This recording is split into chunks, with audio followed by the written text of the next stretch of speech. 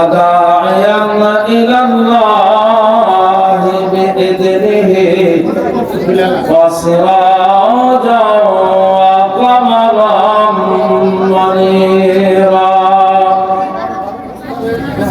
أما بعد فقد قال الله تعالى في كلامه المجيد وفرقانه الحميد أعوذ بالله من الشيطان الرجيم بسم الله الرحمن الرحيم يا أيها الذين آمنوا اتقوا الله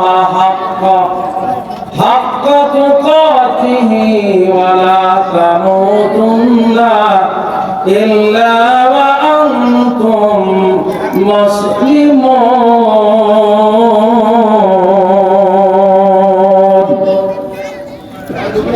قال الله تعالى ولقد كرمنا بني آدم قال النبي صلى الله عليه وسلم لا يقعد قوم يذكرون الله تعالى إلا حفتهم الملائكة وغشيتهم الرحمة ونزلت عليهم السكينة وذكرهم الله في من عنده أو كما قال عليه الصلاة والسلام قال النبي صلى الله عليه وسلم أخلص دينك يكفيك العمل القليل আমার আল্লাহর কাছে অনেক মর্যাদাবান সম্মানিত পৃথিবীতে যত সম্পদ আছে, এই পৃথিবীতে যত সম্পদ আমার আল্লাহ দিয়েছে, সব সম্পদ এক জায়গায় করলে যে সম্মান মর্যাদা আল্লাহর কাছে তার চেয়ে বেশি মর্যাদা সম্মান একজন নেককার নারী। সংক্ষিপ্ত বলি আমার ভাইয়েরা, আল্লাহ নবী বিশ্বনবী মেরাজে যাওয়ার পরে জান্নাত ভ্রমণ করলেন। নারী সমাজের কান দিয়ে শুনি, ও কালিয়া করে মায়েরা কান দিয়ে শুনি, আল্লাহ নবী মেরাজে যাওয়ার পরে জাহান্নামের দৃশ্যগুলো দেখলেন। তিনি জাহান্নামের ভিতরে নারী সংখ্যা বেশি। নারীরা প্রশ্ন যে জাহান্নামের ভিতরে এত নারী, জিবরাইলকে প্রশ্ন করা হয়, জিবরাইল এই নারীগুলো কারা? জাহান্নামের ভিতরে ঠোঁটের সাথে বর্ষি বাঁধিয়ে ঝুলে রাখা নারীগুলো চিৎকার মারে। আল্লাহ নবী বললেন, জিবরাইল এই নারীগুলো কারা? জিবরাইল আমি বললেন, ইয়া রাসূলুল্লাহ, ইয়া হাবিবাল্লাহ, দুনিয়াতে ওই সমস্ত নারীরা যারা দুনিয়ায় ঠোঁট পালিশ করত, এই ঠোঁট দিয়ে খারাপ কাজে লিপ্ত হতো, বিভিন্ন পার্কে বসে বেগুনা পুরুষের সাথে খারাপ কাজে লিপ্ত হতো। ও কালিয়া করে মায়েরা কান দিয়ে শুনে আল্লাহ নবী জাহান্নামের ভিতরে দৃশ্য দেখলেন। নবী বললেন, জিবরাইল, এ জিবরাইল, ওই নারীগুলো কারা? জাহান্নামের ভিতরে এত চিৎকারের আওয়াজ করে জিবরাইল, ওই নারীগুলো কারা? জিবরাইল বলে, ইয়া রাসূলুল্লাহ, ইয়া হাবিবাল্লাহ, কোন নারীর কথা বলছে? আল্লাহর নবী বললেন, জাহান্নামের ভিতরে ঠোঁটের সাথে জাহান্নামের রশ্মি বাঁধিয়ে নারীদেরকে ঝোলানো হলো, আর এক শ্রেণীর নারীদেরকে স্তরের সাথে জাহান্নামের রশ্মি বাঁধিয়ে ঝুলে রেখেছে। নারীগুলো এত চিল্লায়, আল্লাহ ওই নারীগুলো কারা? জাহান্নামের ভিতরে স্তরের সাথে জাহান্নামের রশ্মি বাঁধানো। জিবরাইল বলেন, ইয়া রাসূলুল্লাহ, ইয়া হাবিবাল্লাহ, দুনিয়াতে আপনার ওই সমস্ত উম্মতেরা এরা দুনিয়ায় বুকে কাপড় ব্যবহার করে না, করোনা ব্যবহার করে বুক উঁচু করে সমাজে চলেছে। এমন নারী আছে বাইরে পুরুষকে আকর্ষণ করার জন্য তারা বুকে ওড়না ব্যবহার করে না, পর্দা মেনটেন করে না। জিবরাইল বলেন, ইয়া রাসূলুল্লাহ, ইয়া হাবিবাল্লাহ, দুনিয়াতে এই সমস্ত নারীরা যারা বুকে কাপড় দেয় না, পর্দা মেনটেন করে না, লম্বা ঘটনা, মেরাজের বাগান সামনে যেতে পারছি না। আল্লাহ নবী বিশ্বনবী এই দৃশ্য থেকে হাওয়া করে দিয়ে দিলেন, হে জিবরাইল, আমার উম্মতীদের এত কষ্ট দেয়া হবে জিবরাইল, আমি নবী সইতে পারি না রে জিবরাইল। আল্লাহ নবী দুনিয়ায় আসার পরে নারী সমাজকে ডেকে বললেন, ও নারী সমাজেরা, আমি জাহান্নাম জান্নাত ভ্রমণ করেছি। ও নারী সমাজ, তোমরা শোনো। রাসূল তুমি আসার পরে নারীদেরকে ডেকে বললেন, নারী সমাজের তোমরা শোনো, আমি জাহান্নামের ভিতরে নারীর সংখ্যা বেশি দেখলাম। নারীরা প্রশ্ন করলেন, ইয়া রাসূলুল্লাহ, ইয়া হাবিবাল্লাহ, ওই জাহান্নাম থেকে বাঁচার উপায়টা কি আপনি কি একটু বলবেন? আল্লাহ নবী বললেন, ও নারী সমাজের শোনো, আমি জাহান্নামের দৃশ্যগুলো দেখে এত কষ্ট পেয়েছি, চোখের পানি ফেলে কেঁদেছি। জাহান্নামের ভিতরে এত কষ্ট। নারী সমাজ তোমরা শোনো, 5 ওয়াক্ত নামাজ পড়বে, রমজান মাসে রোজা রাখবে, এই যে সামনে রমজান মাস আছে, রমজান মাসে রোজা রাখবে, পর্দা মেনটেন করবে, স্বামীর জায়েজ কথাগুলো শুনবে। কয়টা? যেগুলো কয়টা? আল্লাহ নবীর নামাজ পড়বে, রমজান মাসে রোজা রাখবে, পর্দা মেনটেন করবে, স্বামীর জায়েজ কথাগুলো শুনবে। আল্লাহর নবী শেষে একটা কথা বললেন, ও নারী সমাজেরা তোমরা শোনো, আর বেশি বেশি আল্লাহর পথে তোমরা দান করবে, কারণ দানের বিনিময়ে জান্নাতের পথ প্রসার হয়। জোরে বলেন সুবহানাল্লাহ। লা ইলাহা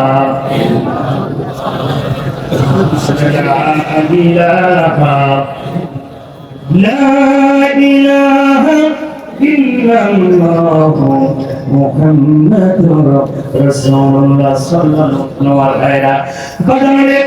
পরিকের এই পৃথিবীতে কেউ আমার আপনার হয়েছিল, কার তোমার স্বপ্ন দেখার যুবক, এই পৃথিবীতে কেউ তোমার আপন হবে না। বাবা তোমার কবরে যাবে না, মা তোমার কবরে যাবে না, মায়ের কবরে সন্তান যাবে না, স্বামীর কবরে স্ত্রী যাবে না, স্ত্রীর কবরে স্বামী যাবে না, পৃথিবীতে কেউ কারোর কবরে যাবে না রে বাজার। খালি একবারে ভাইদেরকে একটা কথা বলে যায়, আল্লাহ বললেন, হাবিব, তারা যদি জান্নাত কিনতে চায়, বিআমওয়ালিহিম ওয়া আনফুসিহিম, আল্লাহর পথে মাল এবং জান দিতে হবে। ঘোষণা কার? আল্লাহ। জোরে বলেন কার? আল্লাহ বলছেন, বান্দা জান্নাতে যেতে চাও, জান্নাত তেমনি হবে না, জান্নাত বিক্রয় করা হবে, সেটা মান এবং জানের বিনিময়ে। কথা বলেন ঠিক কিনা?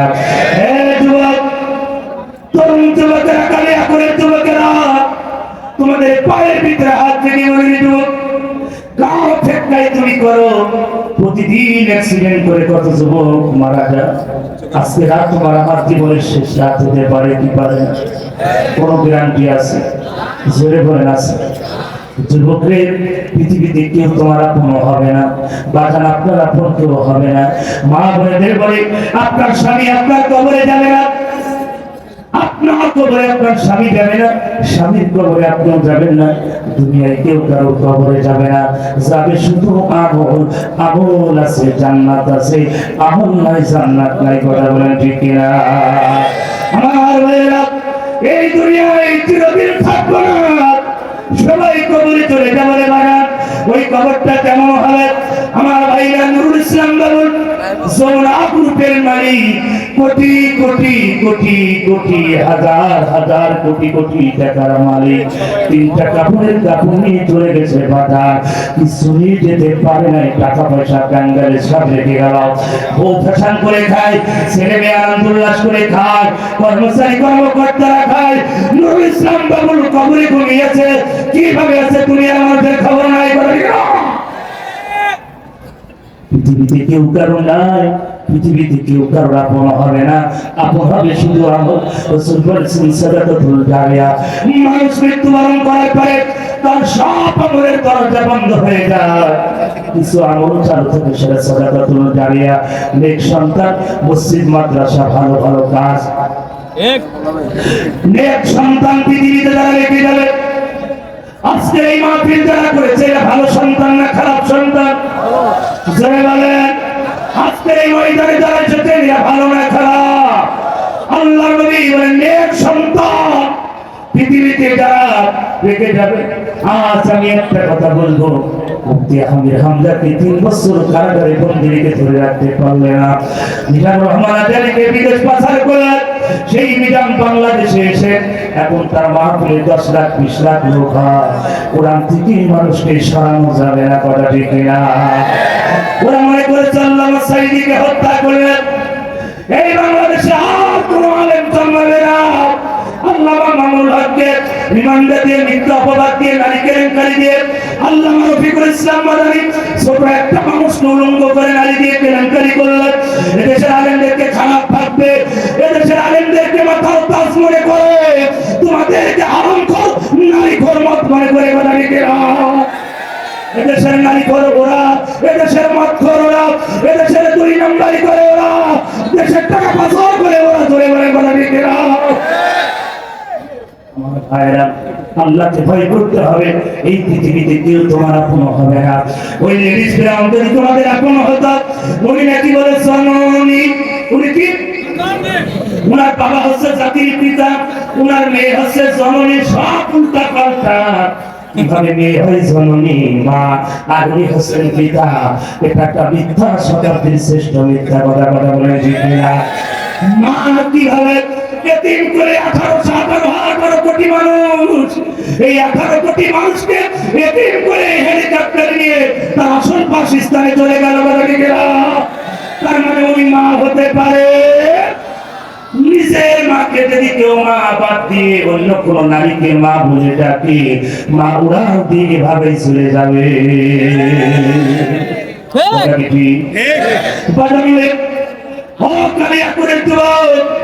আমার ভাইয়া, ক্ষণিকের এই দুনিয়ায় চিরদিন থাকবো না। বাবা চলে গেছে, মা কবরে চলে গেছে।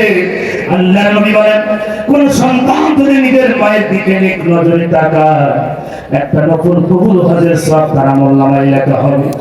একজন সাহাবা দাঁড়িয়ে গেলেন, ওগো আল্লাহর নবী, কোন সন্তান যদি মায়ের দিকে 100 বার নেক নজরে তাকায়, তাহলে কি 100টা নতুন কবুল হজের সওয়াব করে?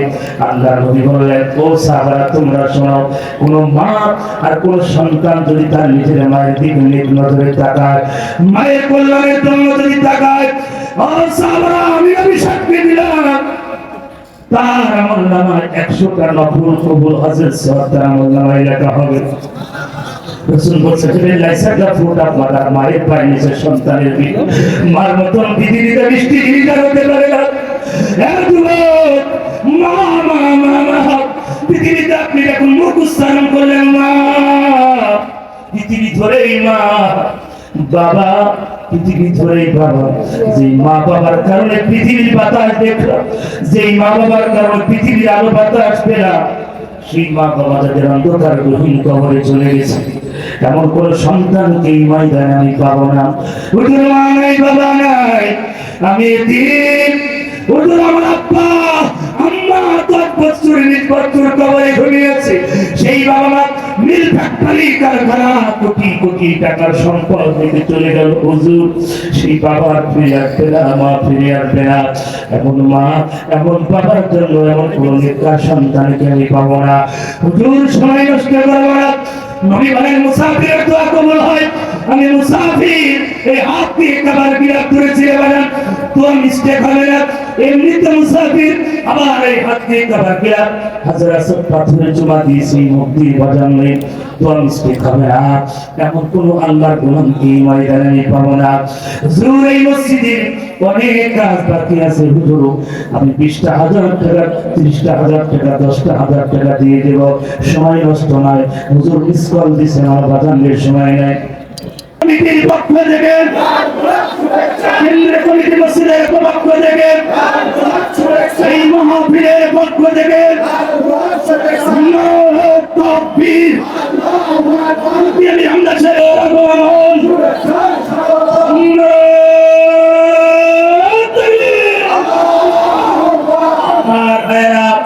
আসেন বসেন। আমি সময় নষ্ট করব না। আব্দুল কাদের ভাই দোয়া করেছেন, আমার ভাই দোয়া করেন। আমি দোয়া আছে, সবাই বসে বসে করছে। আমি আর সময় নষ্ট করছি না। আল্লাহ আমাদের সবাইকে কবুল করো। এই মাহফিল খানা কবুল করো। সম্মানিত মায়ের এসেছেন না খাদিজার মতো আয়েশা করে দিয়ে দিই।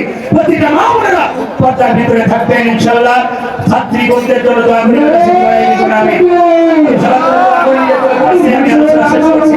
আসসালামু আলাইকুম ওয়া রাহমাতুল্লাহি ওয়া বারাকাতুহু। আপনাদের এখন থেকে মেহমান চলে আসছেন, সবাই বসে করি আর আমাদের কালচারে ধর্মীয় আসলে খুব তাড়াতাড়ি স্টেজে পৌঁছে যাবে। আমাদের গ্রাজুয়েট বন্ধুরা স্টেজে পৌঁছাবে আর সকল ভারত আমাদের এই কালচারের ব্যবহার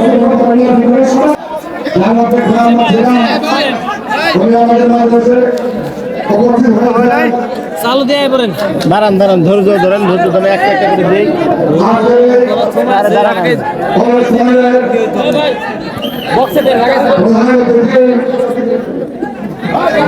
আগে থেকে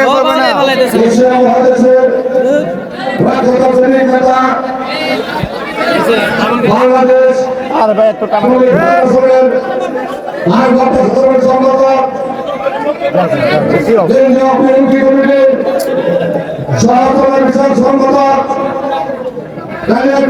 মানুষের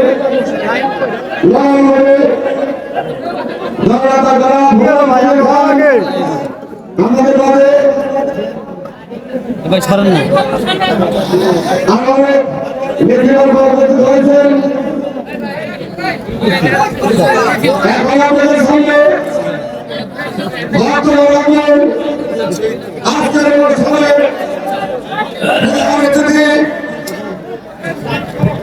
সারা বাংলাদেশের ভারপ্রাপ্ত সাধারণ সম্পাদক সারা বাংলাদেশের জমিদানের কণ্ঠস্বর সাবেক ভিপি সাবেক ছাত্রদলের সভাপতি সুনামী ফসল কালিয়া কুর্মজলা মাহমুদ মানুষের নেতা জননেতা জনাব হুমায়ুন কবির খান।